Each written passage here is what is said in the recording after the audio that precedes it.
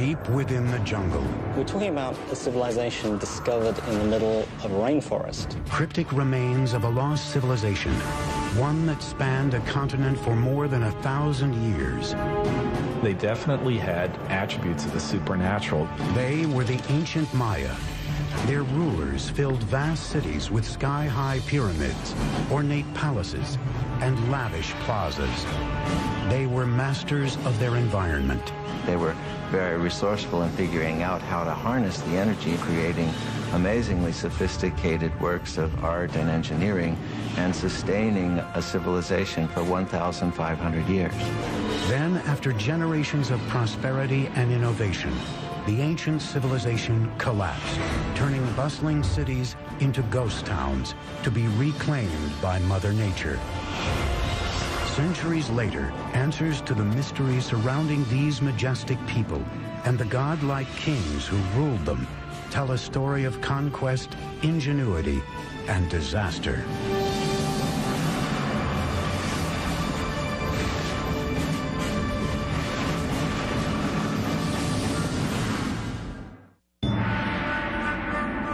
(869 AD), in the lowlands of the Guatemalan jungle, the Maya are becoming desperate. Food and clean water are dwindling. Thousands of people are starving. And malnutrition and disease are ravaging the population. The Maya no longer trust their divine rulers to appease their gods. Political turmoil plagues the kingdoms, and one by one, the great city-states are being abandoned. The ancient Maya civilization is crumbling. City after city, area after area begins to fail. Cities are abandoned, kings disappear, and what had been classic Maya culture really comes to an end. What happened to this great people? Even today, scholars are still mystified. We know that people began to disappear. The question is, how did that happen? The answer may lie in complex hieroglyphics known as the Maya Code. A hieroglyph is a complex way of conveying all the information that Maya people could think or express, and is the only example in the Americas of a complete, complex system of writing. Today, these cryptic symbols reveal a history of brutal warfare, larger-than-life rulers, and the rise and fall of an enigmatic people. Hi, I'm Peter Weller, and I'm standing on top of this beautiful temple deep in the rainforest of southern Mexico near the border of Guatemala, and this is the heart of the civilization of the ancient Maya. For years, archaeologists believed that the ancient Maya were peacefully separated into 40 or so independent city-states, each with their own dynasty of kings. For what we could tell, there seemed to be trade, communication, but there didn't seem to be any particular imperial aggression motivated by a thirst for land or power outside of a king's own territory. But in the last half-century, these theories are starting to fly in the face of a different story, because hieroglyphs like this one, the remnants of the ancient Maya's advanced writing system, are painting a whole new picture. The touchy-feely 1960s and New Age ideas of a gentle and loving people are being fast replaced by a much more complex reality of city-states, butting heads and bloody clashes. And now we have evidence that brutal battles and human sacrifice were fundamental components of life among the ancient Maya.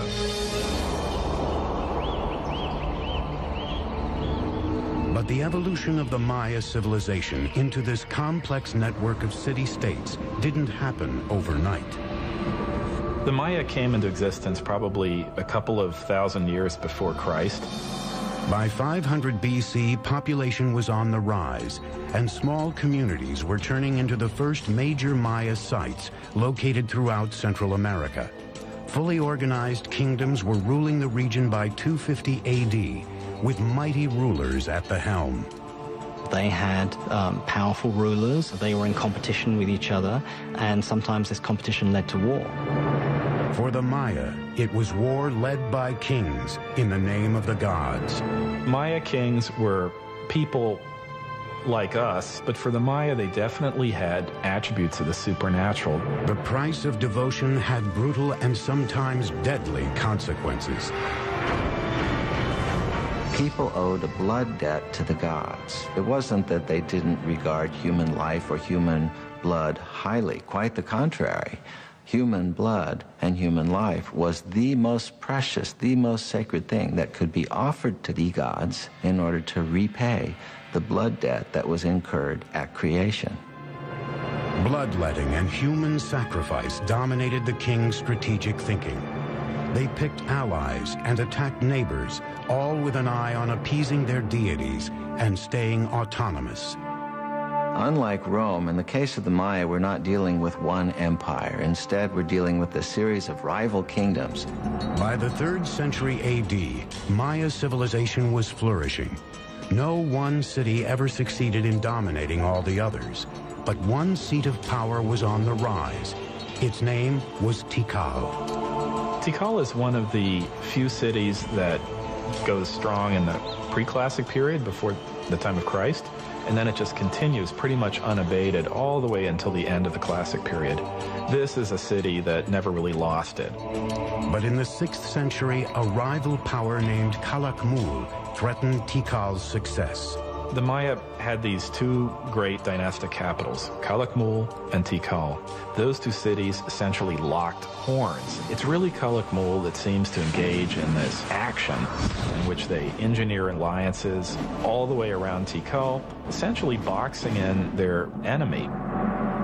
It would be up to an ambitious and visionary leader to build a center of military power, one that would take on Calakmul. His name was Yakin Khan Kawil. He would construct one of the most iconic structures of the Maya, a pyramid that would stand the test of time, the Temple of the Giant Jaguar. The most valuable monument was one that took a lot of effort. So a big temple pyramid is an indication of your power, your strength, your prestige. It's a way of drawing people into your city because it shows what an awesome, powerful ruler you are. Building in semi-tropical environments with rudimentary materials was a unique challenge, especially when the goal was to build vertically using Stone Age technology. Most of the technology that we associate with big stone constructions were unknown to the Maya. They did not have beasts of burden. They didn't have metal tools. What the Maya did have was a virtually unlimited supply of malleable limestone and a great deal of manpower. Your labor was one of the things that you were required to give to the king on an annual basis. Blocks of limestone were quarried and then pushed, pulled, or carried by sheer force to the construction site. They used something that we call the tump line, and this is a rope that would pass around the forehead, and in that they could carry literally at times hundreds of pounds of debris. Level by level, the pyramid was built skyward. Wooden scaffolding supported the laborers and the structure as it expanded. Skilled masons shaped the limestone with stone tools and wooden mallets. Though the interior was filled with unrefined rubble, the exterior was deceivingly manicured, covered in a strong mortar known as Maya stucco, and painted red. Even though they knew of the wheel, even though they knew of metal, they elected not to make practical use of either of these things. And I think in part it was because in their worldview something was much more valuable if a lot of human labor went into it. At nearly 150 feet, the Temple of the Giant Jaguar emerged, facing west toward the setting sun. The ancient skyscraper would command the attention of all who set foot in Tikal's Grand Plaza as a symbol of power and redemption. But Yakin Khan Kawil's engineering marvel was just the beginning. In 736, Kawil had defeated his ultimate rival, Calakmul. Then, in 743 and 744, he attacked and eviscerated two critical Calakmul allies that surrounded Tikal, El Peru to the west and Naranjo to the east. Finally, the suffocating noose that had once strangled Tikal was broken. In celebration of this, he builds a whole series of major expansions to the palace, new pyramids. And when we look at Tikal today, in many cases, we're looking at the fruits of that success. He may have even launched the construction of the tallest of Tikal's structures, Temple 4.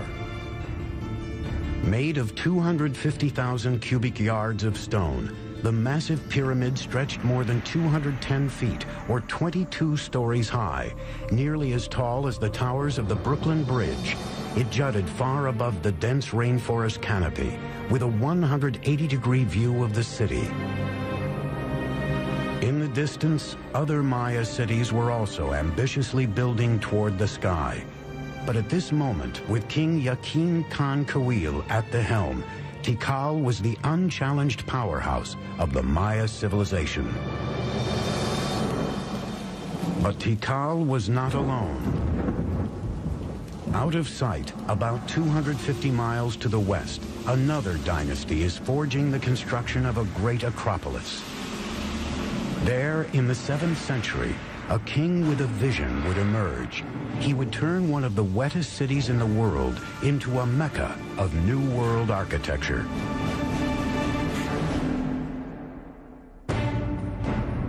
The view from the top of Temple 4 at Tikal was the backdrop for the Masasi temples in the movie Star Wars. 611 AD, on the outskirts of the Maya world in southeast Mexico, a city by the name of Palenque is on the ropes. It launches a last-ditch defense against regional powerhouse Calakmul. Palenque's forces are overwhelmed, and the king is killed with no male heir to the throne. Because Maya kings were thought to be divine lords, their lineage is key to survival. The end of a dynasty usually spelled disaster. Yet at this critical moment, one of the greatest building campaigns in Maya history was about to begin in Palenque, and the king behind it would remain unknown until the middle of the 20th century. In 1949, some of the questions regarding the mysterious dynasty of Palenque are answered when archaeologist Alberto Rusluye is excavating this 75-foot high temple, now called the Temple of the Inscriptions. Now, I'm in pretty good shape, but those guys had headdresses and big robes, obsidian knives and swords. I thought I'm in pretty good shape, for an old guy anyway. But I don't know how they did it. And I don't know how Alberto Ruslier did it. But I still got a lot to go. And when he gets up into the sanctuary, he looks around. And he notices on the floor a row of holes covered with stone stoppers. And he figures out that these holes were made for ropes in order to pull up the slab, just like I'm on a trapdoor. So he pulls up the slab, this one exactly, and he follows a steep staircase filled with dirt and debris.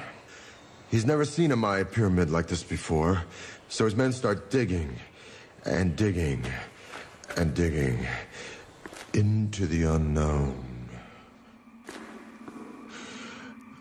The wet stairs are very slippery from the moisture and time and the rain from the forest, and he finally gets down to a plateau.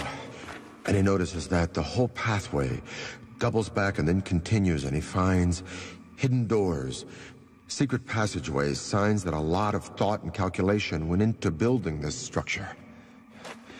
Finally, after 3 years, after 3 long years, he gets to the bottom of this 80-foot stairway, and there he sees a small corridor. And in the corridor is a stone box, and in the box are 6 skeletons, the remains of souls who were sacrificed to protect the person for whom this temple was built. But he still doesn't know who that person was. And then he finally sees a huge door, a massive triangular stone. So his men and he open it, and then they go in. And behind this huge triangular door is a vaulted crypt about 30 feet long and 23 feet high. And inside the crypt is this massive sarcophagus carved from one piece of limestone. And on top of this sarcophagus is this magnificent lid with these expertly carved images of a king. Along this edge, by the way, which is covered with cinnabar, this red stuff, is poison to the touch to keep looters from coming in here and ruining it. And by the way, if the ancient Egyptians might have used this, we might have had more antiquities coming out of that country today. But along this edge is the image of a shield. And up in the sanctuary is another image of a shield. And the ancient Maya word for shield is pakal. So Alberto Rus had discovered the tomb of the most important Maya king, Pakal the Great. Pakal's ascension to the throne in 615 AD came during the most critical time for Palenque. With no direct heir, the elders of Palenque had turned to an outsider, a royal who lived outside the kingdom, named Lady Sakkuk. Now she returned to Palenque with her adolescent son, Pakal. The future of Palenque hung in the balance as the young boy was crowned king by his mother. He was just 12 years old. She sort of kept the throne warm for him for over 10 years while he was growing up. As the young king grew into adulthood, Pakal had to deify himself to legitimize his rule. He declared his mother to be the living embodiment of the first mother, who created humans and the gods. He then was the son of a goddess, an exalted position that removed any question of his legitimacy. He was almost certainly a charismatic fellow. He had to have been. He had no power base. He had to do it almost on pure charisma and determination. As a Johnny-come-lately, as someone who needs to prove himself, he's going to be as splashy as possible. And so he constructs the most gaudy buildings imaginable. He's establishing all sorts of new architectural patterns. To authenticate his lineage, Pakal set off on a building spree to revitalize his battered kingdom. One of his first orders of business, the renovation and expansion of the royal palace, an impressive structure that sits in the heart of the main plaza.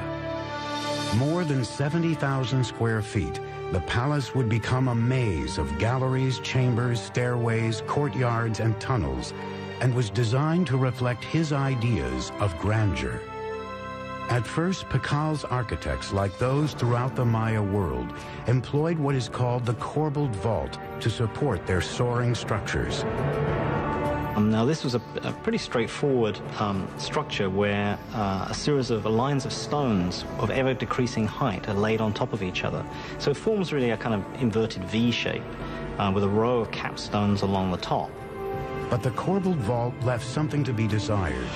This basic construction limited interior space and light and forced architects to build walls wider than even the space it enclosed. Driven by a determined king, Pakal's engineers now looked for solutions to this problem. What the Palenque designers succeeded in doing was lightening the weight. They produced sort of honeycomb structures on the top of these buildings. They could make their spans wider, area, more light could come in. These innovations reduced the stress on the load-bearing walls, creating a more open and inviting feel than the traditional Maya buildings. Over 60 years, Pakal's builders became the best in the New World. But it wasn't until the end of his rule that Pakal commissioned one of the most complex and imaginative projects ever attempted by the Maya, the Temple of the Inscriptions. The discovery of the Temple of the Inscriptions changed all our ideas about Maya pyramids. They weren't supposed to be mortuary shrines. Inside, along a stairway leading down to the tomb, engineers built a psychoduct, or hollow tube. It's a conduit that allows someone on the top of the pyramid to speak into this speaking tube, and eventually you would be able to presumably communicate directly with Pakal in his tomb. This 20-ton sarcophagus was built to last an eternity. This actually had a lid which was rolled off to one side, and there was a cavity for his body to be put, so that when he eventually did die, the door was sealed and the stairway was blocked. His architects and sculptors designed a coffin rich in symbolism, portraying the resurrection of Pakal in the afterworld. Royal scribes were ordered to draw a grid to accommodate 640 glyphs that would tell the story of Pakal's reign. Many Maya pyramids don't leave much textual record on them. The opposite is the case in the temple, the inscriptions. Everything about it, from these huge tablets on the summit to the information inside, proclaims that this is the final resting place of the founder of one of the great Maya dynasties. In 683, during Pakal's 68th year as king, the 12-year-old boy who grew to be one of the great Maya rulers died at the age of 80. He was covered in red cinnabar and adorned in lavish jewelry. A jade mask was placed over his face. Though the legacy of Pakal the Great would be hard to match, his son had been waiting on the sidelines for nearly 50 years. With the clock ticking, he would launch a series of building projects harnessing the laws of physics and Mother Nature.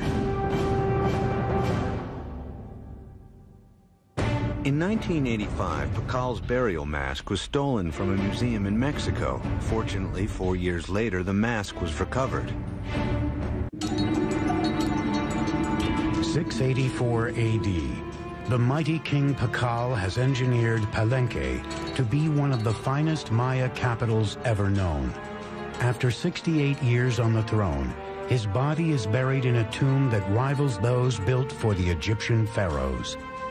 Now it is up to his son to build upon his father's legacy and cement his own reign. His name was Khan Balam. Pakal was the founder of a dynasty, but his son was a great consolidator. He was someone that was going to make sure that that dynasty would continue. The 48-year-old king immediately threw himself into an ambitious three-pyramid complex that would stand as his own monument for the ages. He designed and constructed the cross group, one of the most intricate and beautiful groups of ceremonial temples ever constructed in the Maya world. These are his memorial, and they tower above the palace. They look down on the works of his father, and in some ways, I think they represent a statement of individuality, that he himself is going to leave his imprint on the city, just as his father did.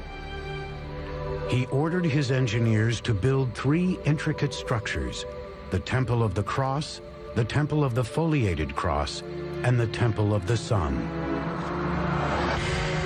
Khan Balam's engineers would take a giant leap forward, using sophisticated geometric calculations unsurpassed anywhere in the world, based on the Maya's creation of a complete number system. One of the many ways in which the Maya were ahead of their time was in their creation of what we would refer to as zero. With a similar combination of a shell which represented zero or completion, and then a dot, number one, and then a 5. By just placing them in different positions, they were able to multiply, and reach incredible numbers. The Greeks and Romans were tremendous engineers, theologians, historians, and so forth, but were very limited by their mathematical system because they didn't have a zero. So here you have the irony that they were able to produce great public works, philosophy, and whatnot, but are really pretty lousy mathematicians compared to the Maya. Khan Balam's engineers' advanced mathematical observations may have included the discovery of proportions like the square roots of rectangles and something called the golden mean, a naturally occurring proportion that can be seen in animals, nature, and even the human body as 1 to 1.618. measure a person from his head to his belly button, and then from his belly button to his feet, you get a proportion very close to 1 to 1.618, the golden mean. Some scholars believe this proportion has been appearing in structures for thousands of years at places like the pyramids of Giza in Egypt and the Parthenon in Greece. Da Vinci's Vitruvian Man is a study of this proportion, and some even say he painted the Mona Lisa using this ratio in her features. With nothing more than some sticks and a cord, Khan Balaam's engineers may have been able to measure the square roots of rectangles. In the Temple of the Cross, these shapes would be used to mark the two main piers of the facade, the width of the medial doorway and the interior walls. The golden ratio can be seen in the rear chambers and the base of the structure, with the side wall as 1 and the back wall as 1.618. By using repeated squares and natural proportions in the Temple of the Cross, a beautifully calculated floor plan took shape, full of geometry, mythological history, and a king's own legacy. But not all engineering in Palenque was done with an eye on the afterlife. Palenque's engineers also had to focus on more practical needs. One of the names of Palenque is La Camha, which means place of great waters. We have 4 rivers running through Palenque year-round. We have dozens of springs. We have water everywhere. These riches came with challenges. Palenque was surrounded by steep hills, natural springs and creeks that carved their way through the base of the site, leaving only bits and pieces of flat, water-free land for building. Unlike most Maya cities, the problem facing Palenque wasn't how to store water for the dry season, it was how to deal with an overabundance of water. As you can see, everything is green here, it rains every day. So to meet this challenge, the city planners devised a unique way of diverting the pre-existing streams by building subterranean aqueducts that would channel the water underground, thus saving more land on top for cultivation.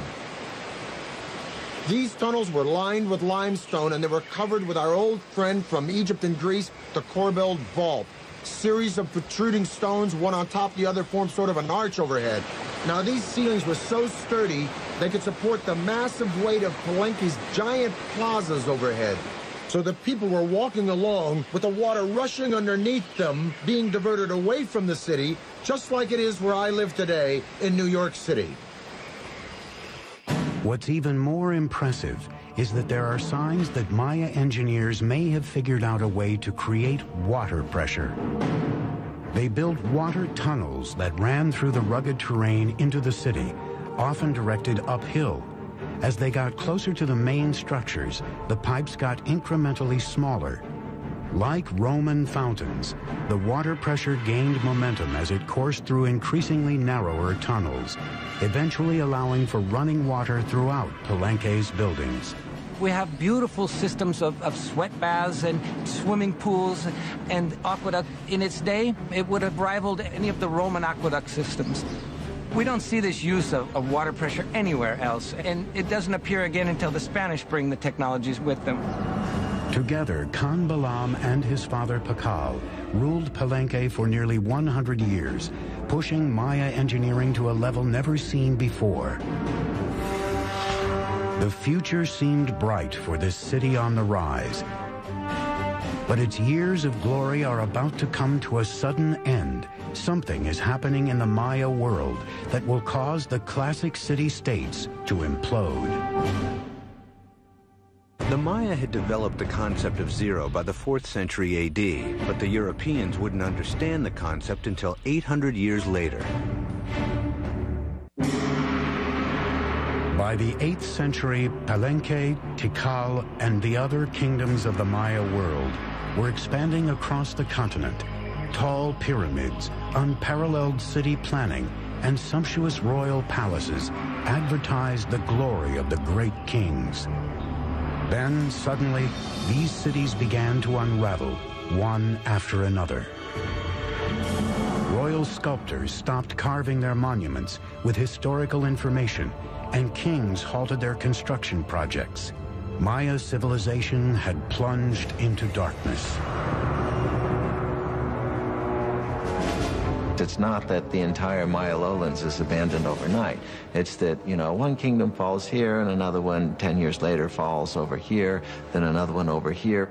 The causes of the Maya collapse remains a great debate among scholars. We're really talking about a society that was pushing itself to the limits. There is no one single explanation for this implosion, but scholars seem to believe that environmental catastrophe led to a full-blown meltdown for the Maya civilization. The soil no longer produced crops, thus lack of food and polluted water produced malnutrition and disease. The Maya could no longer count on their kings to intercede with their gods because their great society was in a death spiral, and their kings, so long counted on for guidance and prosperity, were powerless to stop it. So sadly, but slowly and surely, the people voted with their feet, and the ancient Maya left their beautiful cities forever. There were no signs of mass graves. They did not vanish. Where did the millions of Maya go? If you wanted to go where it was happening, you moved north. Go north, young man. The cities that die in the south, and that's the only way to describe it, is they just go into oblivion, are never really replaced. But there are locations all around the Yucatan Peninsula where the cities not only thrive, but they begin to grow explosively.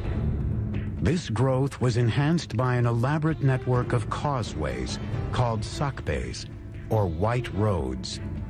The sacbes weren't just local transport. They were emblems of the great political power of two allied cities that had the wherewithal to create this magnificent royal procession way between their two kingdoms.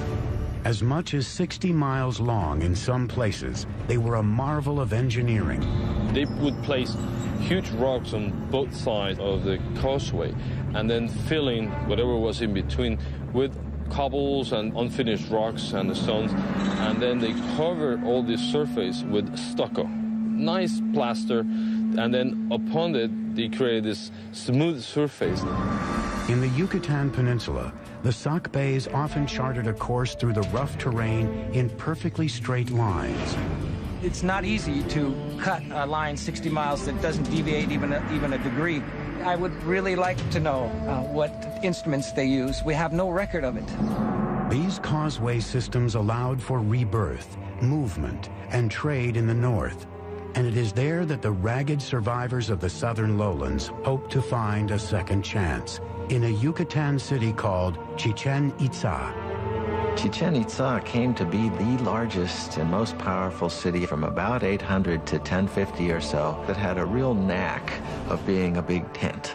So it was a very cosmopolitan place, and I'm sure it traded handsomely on that reputation. One of the buildings unique to the site was El Caracol, an astronomical observatory. The Maya were obsessed with both time and the stars and spent centuries looking to the sky for answers.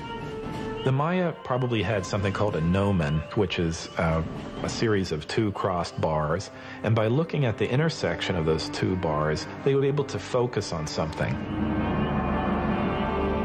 With just basic tools, the Maya were able to track the movement of the stars and planets and the passing of time.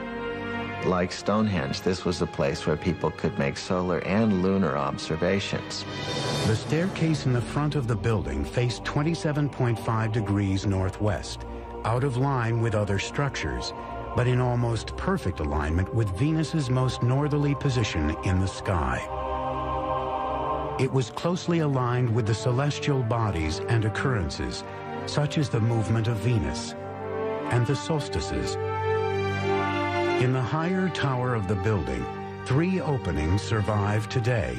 They are small, narrow, and irregularly placed, but they align along astronomical sight lines. In the Caracol, we can see in its orientations, in its peculiar displacements, in its odd alignment of buildings, a focus on what Venus was doing at the time. Venus is a kind of variable actor up there in the skies. Sometimes it moves in this direction, sometimes it moves in that direction. The Caracol seems to be about looking at Venus when it's come to the end of a certain kind of motion. This astute astronomical observation allowed the Maya to build their interlocking calendars that were more accurate than any other used in the ancient world. The Maya had two calendars, one ritual and then, the solar calendar that is very, very similar to what we use in the Western world. The Maya measured the solar year to be 365 days. Their measurements for the revolution of Venus and the occurrence of lunar eclipses were equally on target. In just 200 years, the Maya had achieved a rebirth in the wake of the catastrophic destruction of their southern cities. But now the North would face an even deadlier enemy, one that was capable of annihilating the Maya while leaving their cities intact. Chichen Itza is renowned for its well of sacrifice. It is said that humans and precious objects were tossed into the sinkhole as offerings to the rain god Chak. In the 9th century, the classic Maya cities suddenly and mysteriously collapsed, ending the era of greatest prosperity and growth. Rebirth in the north gave the Maya an opportunity to combine astronomy and engineering on an unprecedented scale. At Chichen Itza, signs of continuing obsession with the skies left a permanent mark on Maya architecture. The cornerstone of Chichen Itza was the 98-foot El Castillo, or the castle, built in the 9th or 10th century. The 365 steps equal the number of days in the Maya civil calendar. 52 panels on each side represented the Maya's 52-year cycle. 9 terraced levels equaled the 18-month Maya solar calendar. And the temple's axis was perfectly aligned so that specific shadows were cast twice a year. For any Maya standing and looking at the northwestern sector of the Castillo, they would see a balustrade and then a combination of shadows and the sun hitting that part just before sunset. And then several triangles form. And then at the very bottom of this balustrade, you have a nice carved serpent head, a snake coming down from heaven. And that is indicating the arrival of the rainy season. The Maya saw this phenomenon as a manifestation of the deity Kukulkan, the feathered serpent. The Mayas were able to actually record, the equinox. That day in the year where night and day, last the same. Every year, March 21st, you see the descent of Kukulkan. Surrounding El Castillo, the civic buildings took on a new characteristic: spaciousness, with a broad open plaza, temples, marketplaces, a ball court, and colonnades. So the colony hall not only housed the feasting events, but maybe individuals were brought into the plaza. The general public was probably invited, depending on the occasions, to come to the plaza and witness the arrival of these, traders, the merchants.